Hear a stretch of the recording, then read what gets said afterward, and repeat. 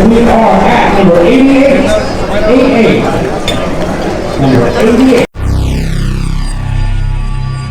Hi there, I apologize that it's been a couple weeks since I uploaded a video, a little project that from a fishing tournament that Casey and Brandon Paul and Glenn Lemke and I fished down in South Padre Island. I see very few wade fishing videos that aren't filmed either from the head mount with a GoPro or with a chest mount, and while those are entertaining, I think they leave a lot to be desired. On the head it tends to be shaky. With the chest mount, you tend to see a lot of the reel and reeling action. Some of you may have noticed that I've been working to perfect a waterproof audio system specifically geared towards the tournament that we just fished. And I can tell you right now that I screwed it up, both Friday and Saturday, and I even had dual recording system and messed up both of them. But I do think I got some good footage of lots of action while we were wade fishing for both days, and so the only thing left to do is to do a little talking head right here, and then maybe a little bit of voiceover, and go ahead and put it together and get it uploaded. Here's a little bit of action from our weekend trip down in Port Isabel, South Padre Island, Texas, at the Doctors for Hope fishing tournament.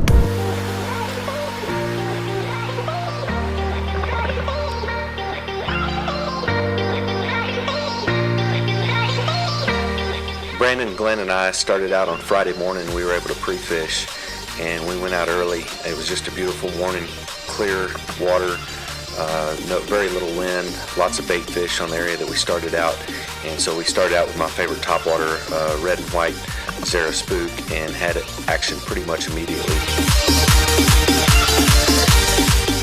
I landed my first fish that I caught on the Zara spook.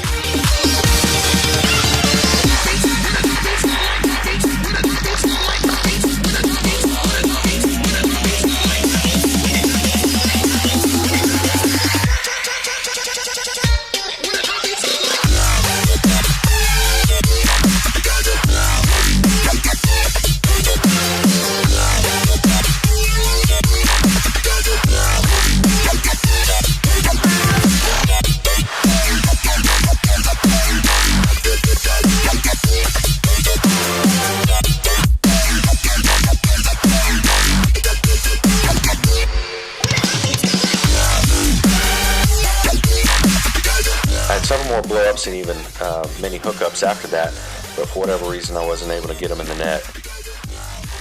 I switched to just a regular soft plastic and started getting a few more hits with that with some smaller fish.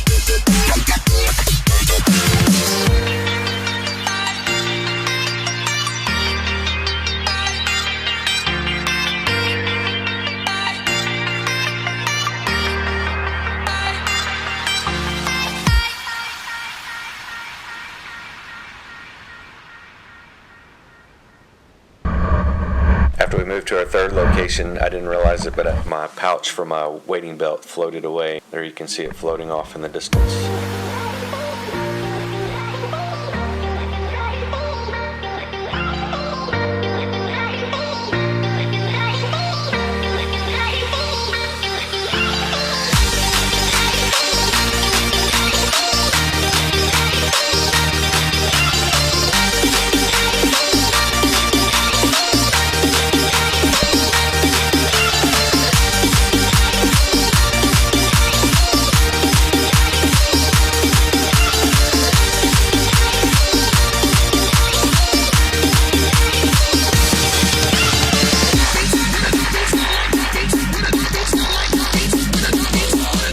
One at one location, don't be afraid to throw right back into the same area.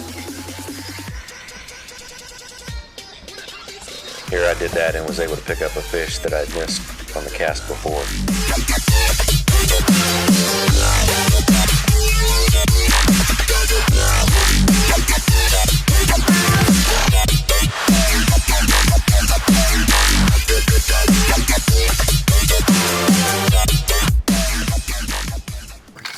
Down because I'm going to sit on it as soon as I do.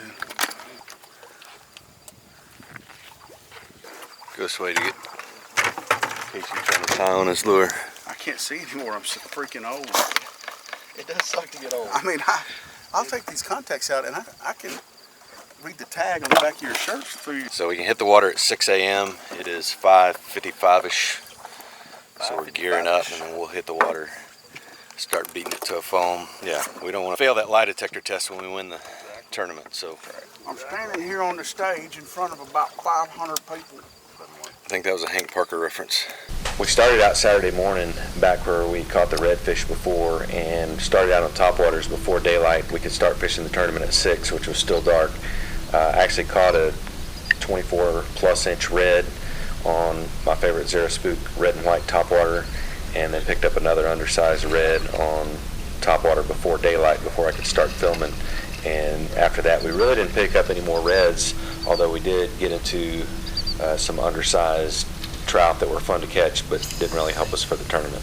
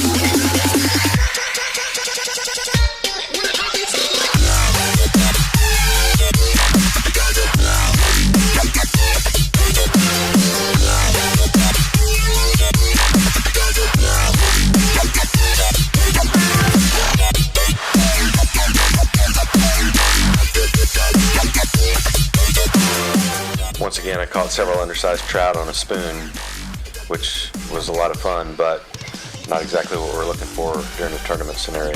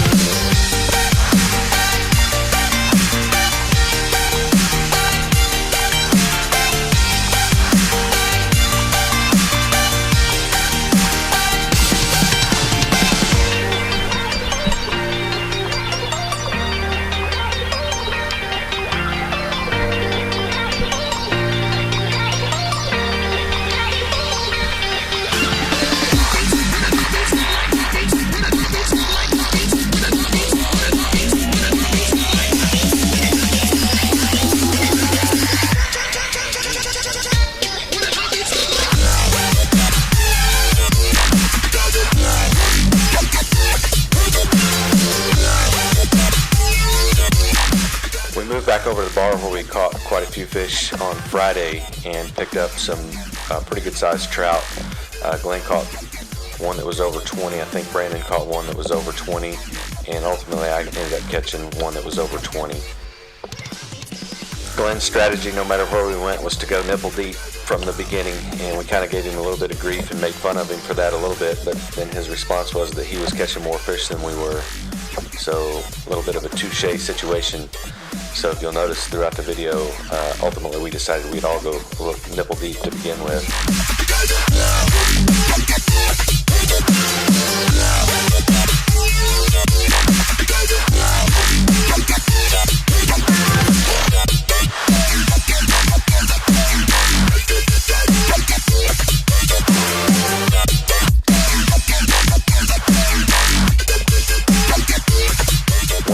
Measurable red and a measurable trout, I decided that I would go and see if I could catch a flounder in an area that we've caught flounder before with one of my favorite baits for flounder, which is green and pink Excitebite.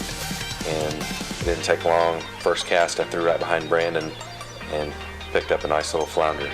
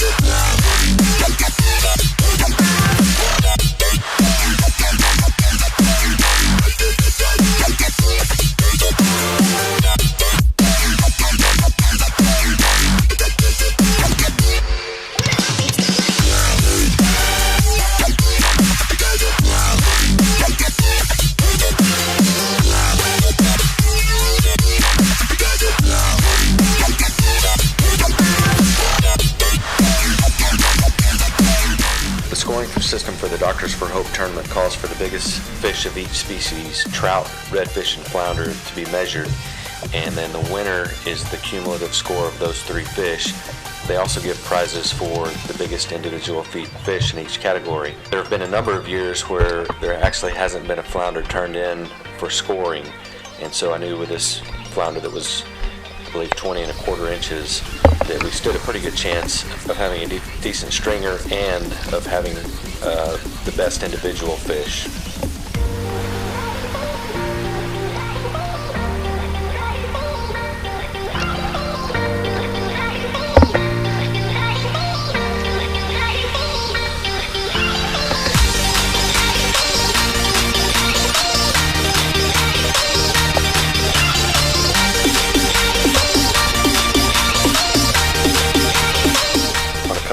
Occasions, the fish went straight for my camera pole.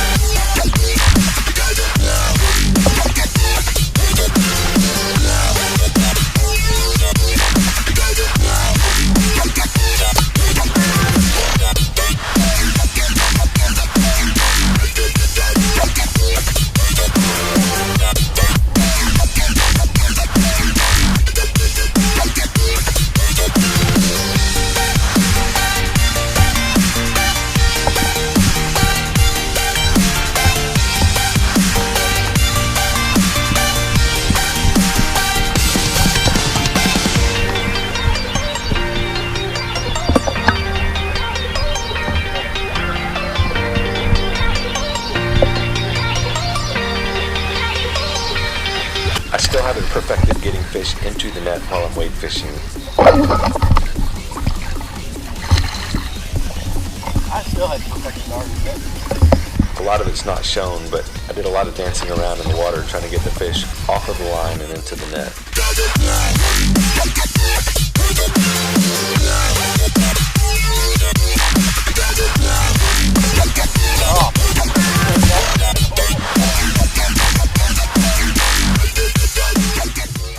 We ended up with two 24.5-inch reds and two 20.5-inch trout, which by themselves probably wouldn't be enough to contend for the tournament, but we knew with a 20.25-inch flounder that we were in pretty good contention to be among the top teams of all the boats. We had also heard that conditions were pretty tough for most fishermen and a whole lot of fish weren't being brought into the tournament early.